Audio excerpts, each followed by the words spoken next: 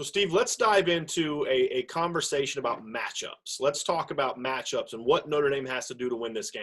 And let's start with the Notre Dame offense against the Clemson defense, because I think this is going to determine, this side of the ball, this matchup, is going to determine whether Notre Dame does what they've done the last two times they've played a premier program not named Clemson. So that's Georgia, right, where they've been competitive.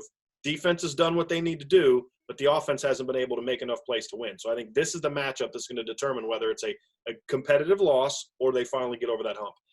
When you look at this matchup between Notre Dame and Clemson, what does Notre Dame have to do in this game to have success against a vulnerable but still really good Clemson defense? Yeah, you're right. They are vulnerable, and they're always going to be extremely athletic, extremely fast, a lot of talented players, a lot of depth. They can rotate players in. But I do believe they are vulnerable in a few different ways. And you know, the strength of our team, let's not kid ourselves, is our offensive line and being able to run the football. And that's what Clemson is going to be really focused on trying to shut down. Now, I don't believe that we should concede that at all. This is not Pitt against a run game that we're playing against Clemson. They haven't faced a top 40 rushing attack this year yet. Now, they've got good numbers against the run, only giving up about 99 yards a game. But, you know, Brian, they work sacks into that equation as well. And Clemson has 28 sacks. So that takes away from that kind of skews that statistic a little bit. So we have to come out with the mentality of saying, we are going to run the football. That's who we are. Our offensive line is our strength. Our running backs are a strength. And there is a little bit of inexperience and youth up front in that Clemson defense. And they're missing Tyler Davis, so one of the best defensive tackles in the country, and two starting linebackers in Skalski and Jones Jr. So we should be able to come out and run the football. But we're kidding ourselves if we believe that we're going to be able to run the ball right down their throat and win this football game. We're going to have to make plays in the passing game. We're going to have to stay out of third and long, second and long situations. So we're going to have to mix it up on first and second down, try and take some shots up the field. Our tight ends and wide receivers are going to step up and make some plays. But the key really to me is to be able to keep this defense off guard by mixing it up on first and second down, not letting them get into a rhythm of what to expect, you know, lining up and knowing that we're going to run the ball on first down, run the ball on second down, and put that pressure on Ian Book. You know, the other factor I think is going to really come down to it. We've been pretty average as an offense. Notre Dame has been pretty average as an offense in the red zone. When we get into the red zone against a really good football team, we've got to cash in for 7 points. We can't take field goals and expect to win this ball game. So I think those are the keys. Make some plays in the passing game and then cash in when we're in the red zone. And I think that'll give us a good shot at being successful offensively against Clemson. Now, when I look back at big games and teams that win big games consistently, there's always kind of that individual matchup. It can either be a unit against a unit or a player against a player, where you say, you know, this is gonna kind of help determine which way this goes between two really good football teams.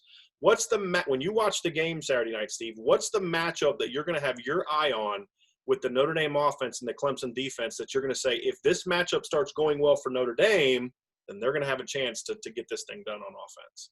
Yeah, I think coming off of what we just talked about, I think the matchup that has to be there, and I think we can assume that it will be, is that our offensive line has to play well to give us a chance to get into the run game and the pass game. But as far as individual matchups, I think I want to know where Tommy Tremble's been. I want to know where the plays have been out of our tight ends. We have to make them with the receivers as well, but we've not established any wide receiver on the outside that we can really count on as being a go-to, big play, explosive kind of guy.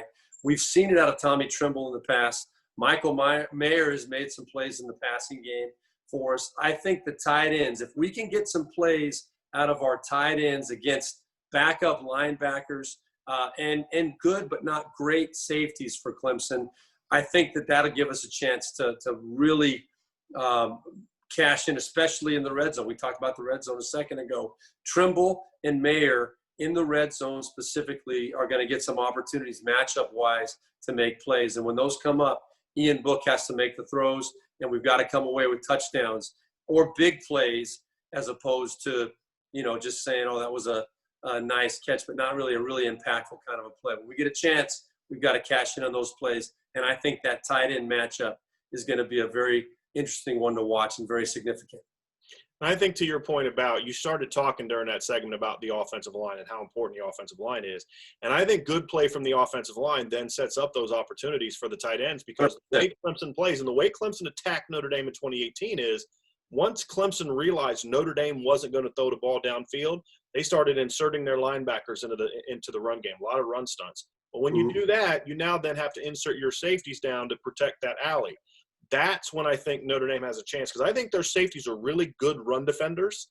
Right. But they're vulnerable down the field. So if you start running the ball and those safeties start creeping down, Michael Mayer and Tommy Tremble are not the kind of guys you want to be matched up against if you're coming downhill on any kind of vertical passing game. Another point off of that, Brian, I think this is an athletic defense we talked about.